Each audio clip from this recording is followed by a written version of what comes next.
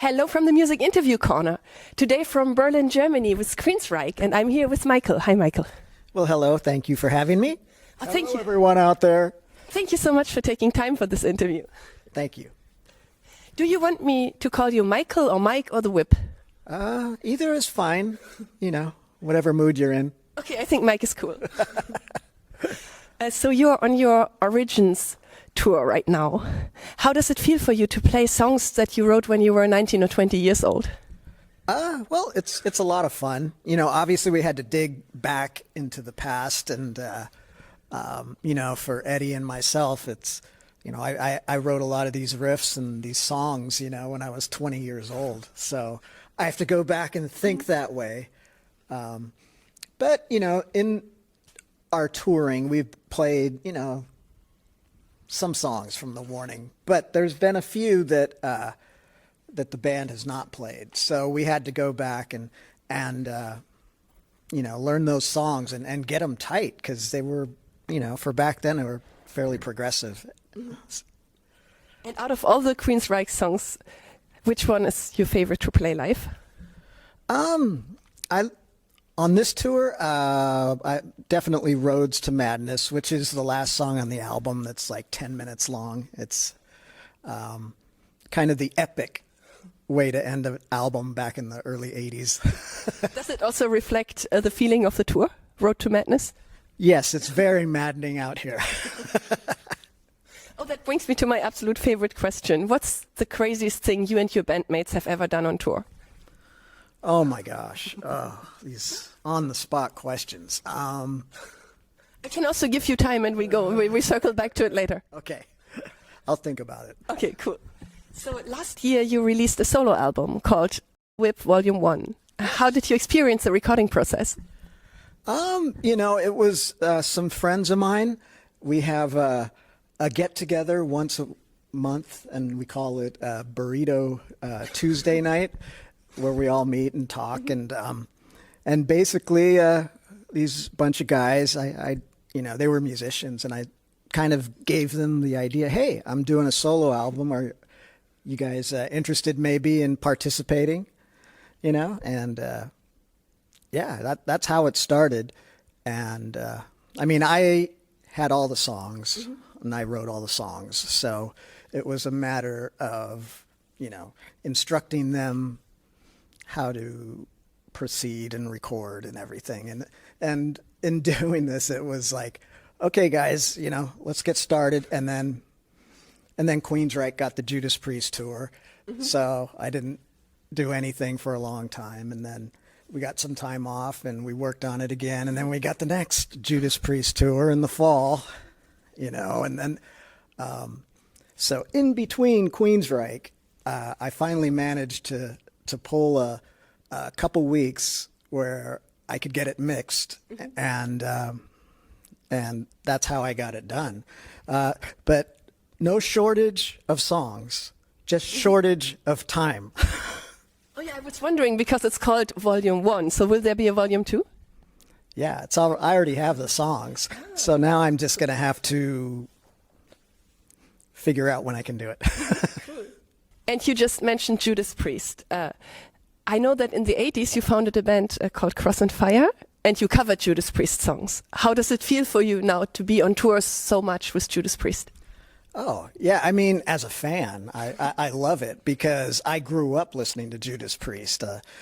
When I was, you know, 16, 17, 18 years old, I was listening to Sad Wings of Destiny and, you know, those old Judas Priest albums. They were, you know, super cool. And obviously Rob Halford had the most amazing voice. So, you know, I mean, and then in my future endeavor with QUEENSRÿCHE to play with them, it's mind-blowing. But, you know, in touring with them, they're professional, you know, they're great guys. And we hope to do, I think we are doing a show with them down in South America. So we'll see them again. Yeah, I think it was April 20th in Sao Paulo, right? Yeah. So, but it's great. You know, they're still touring, and it's great. You know, we follow them on social media and you know, really respect what they do. Do you know here's one of the coolest heavy metal bars in Berlin called Halford? If you have time, you should go there. I don't know if you have an off day here, but I could totally recommend it. It's one of the coolest metal bars. Cool. I mean, Rob Halford, he's like the definition of metal. You know, he's awesome. And you know, I have to tell you, when I was at the Halford for the first time, because I just moved to Berlin recently, they played QUEENSRÿCHE videos there. Ah, I already like the place. And you released a really cool music video with QUEENSRÿCHE, Tormentum. Can you tell me more about that? About the concept, who had the idea? Tormentum was like 4 songs put together, and you know, something that was a little more experimental, a little more progressive, and you know, it was basically all my music, and then Todd came in with the vocals and everything. But it's we've talked about, you know, maybe pulling that out and playing it live, but it's a, you know, quite a song to play. I noticed, yeah. And the video feels a bit like a trip because the pictures are morphing, and this is a really cool concept. Yes. And, you know, well, the thing about videos these days, it's like, you know, the record companies kind of have their budget when your album comes out, right? And so for bands, you know, to keep out promoting your album, you know, you need videos. And we have a guy in Florida that does them for us. And so, you know, we managed on the DNA album to put a video out like every 2 or 3 months. Yeah, to prolong, you know, the album. You know, that's something that we found is fairly easy to do, and to, you know, keep you in the public eye as well.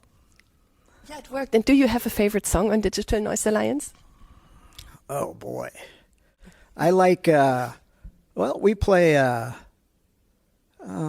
few songs from it, and Walls is a favorite, and we've played it out here in Europe as well. Mm-hmm. That's actually also my favorite from the album. And going back to the beginnings of your band, you had to face really hard circumstances when you recorded your very first demo. Like, you got the other guys' jobs so that you could afford to rent a sound studio in the middle of the night. Is that right? Yeah. You know, we had day jobs where we worked in a warehouse putting transformers together, that back in the early 80s, people had to plug their hair dryers into it when they came over to Europe, because it had to have 220 to 120 conversion. So we had to test all those, and sometimes they were blowing up and everything. But anyway, so we had steady day jobs, and but you know, going into the studio, it cost a lot of money. So we managed to do weekends. So we'd go, you know, Friday, Saturday, and Sunday night from 12 midnight till 8 in the morning. Mm-hmm. And, you know, and then a week would go by, and then we'd do the next weekend. And then eventually, you know, we had 4 songs, and I think we just stuck with those 4 songs because that's all we could afford. And, you know, we had a mastered cassette, and, you know, we were really proud of it. And so we took it to a record store called Easy Street Records, and they played it in their store, and people in the store were asking, you know, like, who is that? And they were saying, no, that's QUEENSRÿCHE. Wow, sounds like a great European band. And so, but anyway, we managed to strike a deal with the record store owners, and pressed probably 10,000 EPs, and they sold like that, you know, and so we kept pressing them. And then, you know, that was basically how we just got our start into the music industry. That's really amazing. What do you think, like, of nowadays, when you see how young musicians can record things in their bedrooms now and upload it to Spotify and YouTube? How do you feel like this has impacted the music industry? Well, it's changed, obviously, because when when we were doing it, we had to be with each other and show each other riffs, and no one had computers back then. There were no cell phones. There was no Back in the 80s. Yeah, no internet. So we had to do it the old school way. Now, kids can go on YouTube. There's software they can do. There's all these tools that it's really easy to record. And but I think with QUEENSRYCHE, it's always been since the beginning, it's always been about the song and not really the technology. Yeah, I think it's it's got to be something you love that that you're really proud of, and the technology is just a way to organize it, I guess. And shall we come back to the question, what's the craziest thing you and your bandmates have ever done on tour? Are you already ready for it? No. We can also skip it otherwise. Okay. It's when you're touring all the time, I mean, there's all kinds of crazy things that happen, and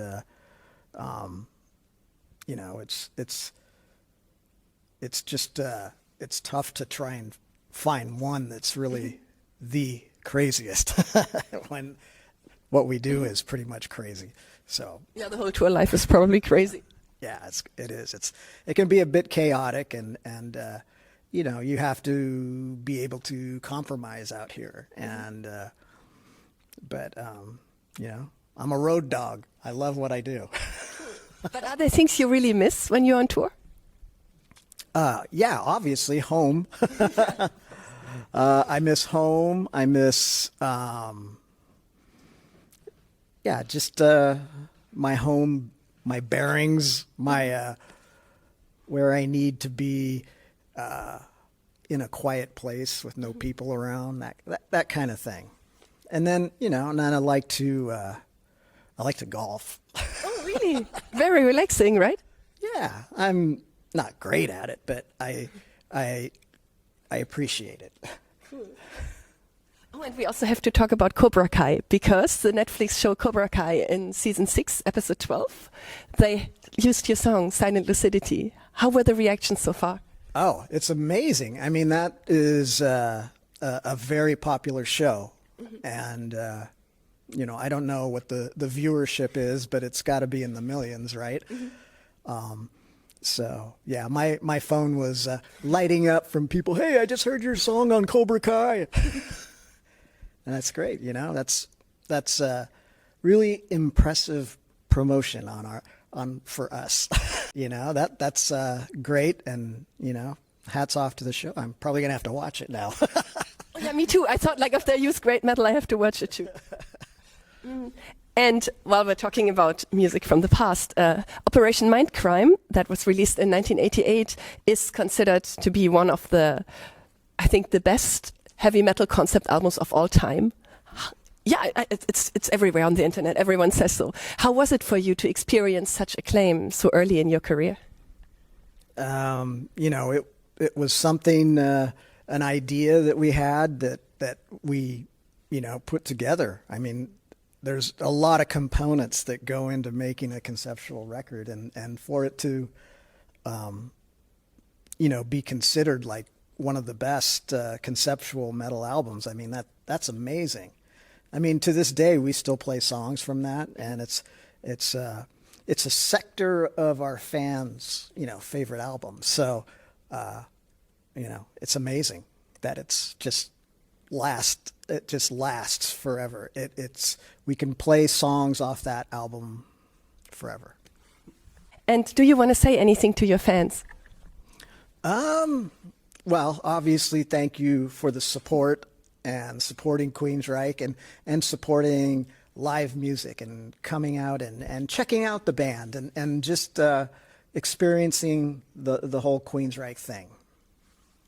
Cool, then thank you so much for this interview, Michael. Thank you. Oh, Mike, I wanted to say Mike, but thank you so much. You can call me Michael. You can call me Mike. You can call me Whip. Oh, Whip, yes, and all the best for the future and for the next, let's say, next 40 years. Let's hope.